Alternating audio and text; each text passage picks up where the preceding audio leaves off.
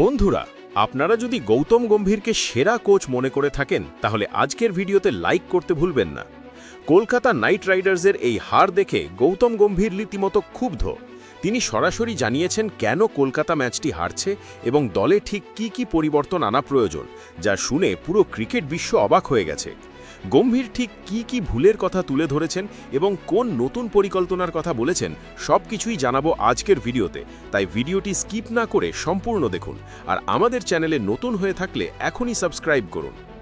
Toss হেরে প্রথমে batting করতে নেমে কলকাতা নাইট রাইডার্স নির্ধারিত ২০ ওভারে ৪ উইকেট হারিয়ে ১৮১ রান সংগ্রহ করে। কলকাতার হয়ে টপ অর্ডারে অধিনায়ক অজিঙ্কা রাহানে ২৪ বলে ৪১ রান করে একটি ভালো শুরু দেন। তবে ইনিংসের হাল ধরেন অঙ্গক্রিশ রঘুবংশী, যিনি ৩৩ বলে ৪৫ রানের একটি গুরুত্বপূর্ণ ইনিংস খেলেন।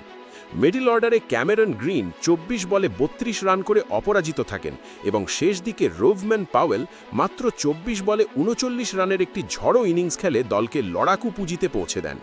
রিঙ্কু সিং অবশ্য এদিন ব্যাট হাতে তেমন সুবিধে করতে পারেননি, ৭ বলে মাত্র ৪ রান করে আউট হন।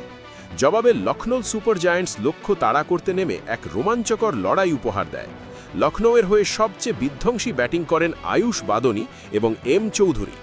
ইম্প্যাক্ট প্লেয়ার হিসেবে নেমে বাদনী ৩৪ বলে ৫৪ রান করেন, কিন্তু ম্যাচের মোড় ঘুরিয়ে দেন এম চৌধুরী, যিনি মাত্র ২৭ বলে ৫৪ রানের অপরাজিত ইনিংস খেলেন, যার মধ্যে ছিল ৭টি ছক্কা।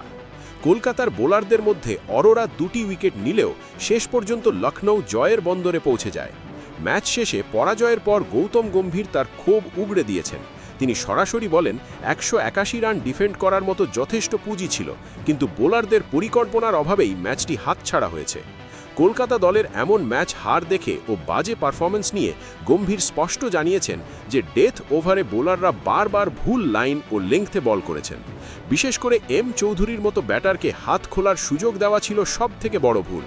গুরুত্বপূর্ণ সময়ে ক্যাচ মিস এবং ফিল্ডিংয়ের শিথিলতা দলকে ডুবিয়েছে। গম্ভীর মনে করেন টি-20 ক্রিকেটে এমন ভুল ক্ষমার অযোগ্য। গম্ভীর পরিষ্কার ইঙ্গিত দিয়েছেন যে যারা ধারাবাহিক পারফর্ম করতে পারছে না তাদের পরিবর্তে বেঞ্চে বসে থাকা প্রতিভাবান খেলোয়াড়দের সুযোগ দেওয়া হবে। তিনি বলেছেন, কেকেআর মানেই জেতার মানসিকতা, এখানে আবেগের কোনো জায়গা নেই। গম্ভীরের এই কড়া বার্তার পর কলকাতা দলের পরবর্তী একাদশে বড় কোনো পরিবর্তনের সম্ভাবনা দেখা দিচ্ছে। আপনাদের কি মনে হয়, গম্ভীর কি সঠিক সিদ্ধান্ত নিচ্ছেন? কমেন্ট করে আমাদের জানান।